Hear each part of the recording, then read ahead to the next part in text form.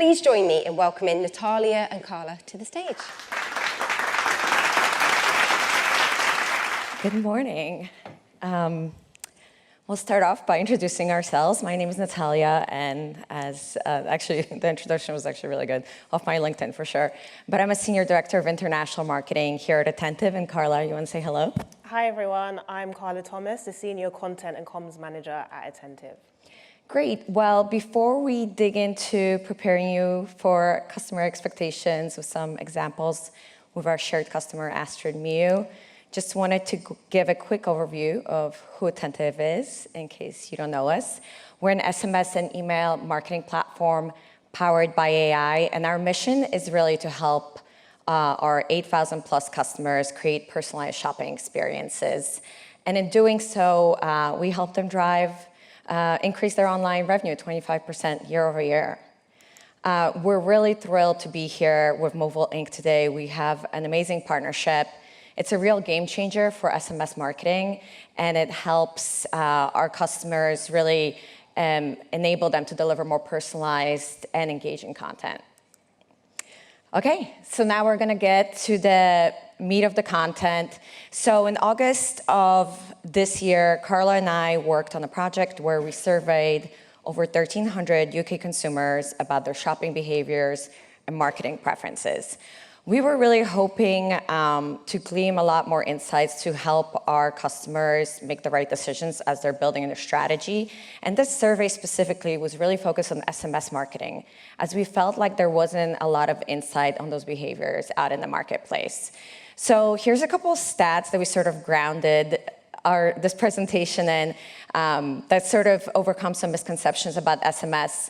One is that there's a perception that it can be spammy, that customers don't want it. And what we actually found is that 40% of consumers said that SMS marketing strengthens their trust in the brand.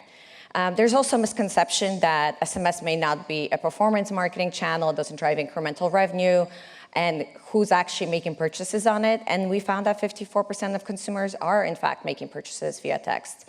And I think this stat is actually exciting because it's not 100%, so there's a lot of potential, and we'll go through some of that in the next slide.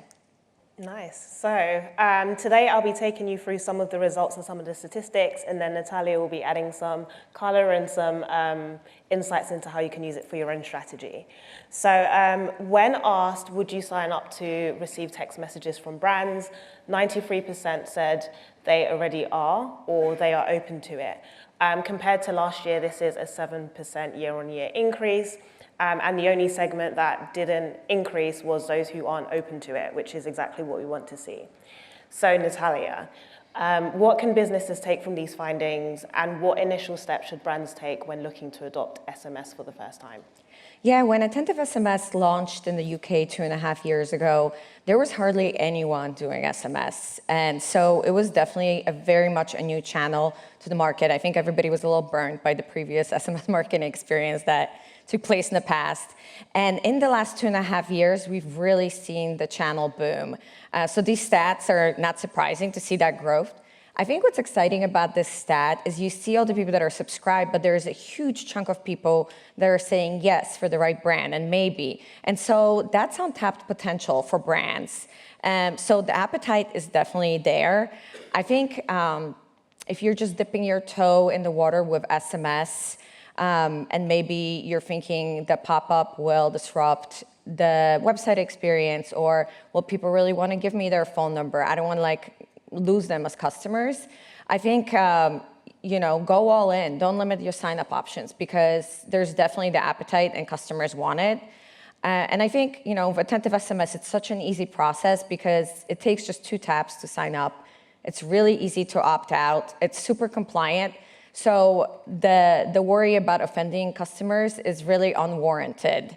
I think what is definitely really important to focus on, though, is once you have that subscriber and they give you your phone number, is that you're creating an amazing experience for them versus the channel, not just treating it as sort of like an add-on. And so we'll talk about some of those customer needs in the next few slides. So 40% of consumers made a purchase within hours of receiving a text message. And this is closely followed by email at 40%, branded apps at 36%, and social media at 33%. SMS actually drives millennials to purchase the fastest, with 1 in 3 making a purchase within 10 minutes. So what does this tell us about today's consumer, and what can brands do to adapt their strategy in light of this? Yeah, I think this speaks to sort of the shortened attention spans that we're seeing today, and the immediacy of the SMS channel just plays really nicely into that. Also, more people are shopping on their phone. So if you're shopping on your phone, you want the offer to appear on your phone. You want that one-click experience with the link that takes you directly to that sale or the product that is being sent to you, so you can have like a seamless experience. I think the way that brands can take advantage of just the uniqueness of the SMS channel and how quick it is in response times is, especially for Black Friday, Cyber Monday, and this is an idea a customer actually gave me, is to create like 1-hour sales or super limited time sales. So that creates that FOMO and plays into just the uniqueness of the channel. Something else that I think is, there's just so many messages being sent on Black Friday, Cyber Monday. You don't want to be just sending the same sale over and over again. What's cool about the immediacy of the channel is that you could send 3 offers in one day and make them just limited time offers. So that's definitely one way to take advantage of this trend. When asked, has an SMS from a brand ever influenced you to make an unplanned purchase? 50% agreed, with 1 in 5 actually spending over £100 through SMS marketing. So what do these two statistics say about SMS marketing, and what should other channels such as email focus their communications on? Yeah, I think this really speaks to the incremental revenue that you can drive with SMS, and it's really due to the immediacy and mobile convenience of the channel. It can be a true performance driver. For example, an abandoned cart SMS can drive immediate action on the phone versus an email that you might see later. So it speaks to that behavior right in that moment where you're actually making that purchase. I think obviously email is a huge part of our marketing mix, and it's just finding a way to balance the two channels. So email is obviously great for a longer tail offer, like your biggest sale, but then you could sort of add on SMS with these timed like mini sales. Also, you can do long form content like a gift guide in your email. On SMS, you could use two-way journeys to ask your customers who they're shopping for and send them a link to a specific gift guide. And also, obviously, email has the advantage of having imagery. So it's really critical for showing off the product, how it works. So yeah, there's definitely room for both channels. It's just the immediacy of the SMS channel lends itself to unique uses. Okay, so we've touched on Black Friday, Cyber Monday a little bit. So let's take a look back at 2023. So 64% of 2023 BFCM shoppers made a purchase after receiving an SMS message from a brand. So 1 in 5 reported that more than half of their purchases were made with brands that marketed via SMS. And this number increases to 1 in 3 for Gen Z consumers. So what does this say about the relationship between SMS and BFCM, or even any other big sales event with like Christmas, New Year's, and January coming up? And what tips would you give to brands getting started on prep right now? Yeah, Black Friday, Cyber Monday, when you look at our customers' like revenue charts, it's just clear up. Like the spikes on SMS are insane for Black Friday, Cyber Monday. I think a couple of years ago, there wasn't so much competition in the SMS channel for that business, but now it's definitely very crowded. So I think it's really important to get creative. Start testing any ideas right now so you're ready for that week, and really think outside the box. How are you going to stand out? Like some of those timed offers are a great example of that. You can also ask people who they're shopping for. A lot of people are just shopping for themselves on Black Friday, Cyber Monday. So I think it's important that you're sending them the right content. And also make sure you customize like all your sign-up units, abandoned cart journeys, welcome journeys for Black Friday, Cyber Monday, and be really overt with your offer, because that's why a lot of people are visiting your site. Something creative that I've seen customers do is actually make their sign-up unit like sign up to be the first to hear about the sale. And I think that's a really clever way to get list growth up and then get those engaged visitors to convert. Okay, so we had a look at the different times in which people are most likely to buy. And 80% said they're most likely to make a phone purchase when watching TV at night. And this had a year-on-year increase of 9%. Next up was text about a great sale, which was at 74%. And this was an 18% increase year-on-year. And this was the highest year-on-year increase we saw from all the responses. After that came drinking morning coffee at 54%, downtime at work 46%, and this was also up 15% on last year. 33% agreed commuting is the best time, and 14% said while they're out with friends. What can brands do to make sure that they send SMS at the best time? And how can they creatively leverage the best time outside of just sending at those specific times? Yeah, I think we get this send time question a lot, and most of the data that gets released speaks to specific times and hours, like 12 o'clock. But I think what was really interesting to see in this question is that leisure time is basically when people shop on their phone. And so it's finding the leisure time for your customer and like, what is that for them? And testing into that was really important. So if you're normally sending SMS during the day, try sending it in the early evening. Because as we can see here, this is prime time for shopping on your phone.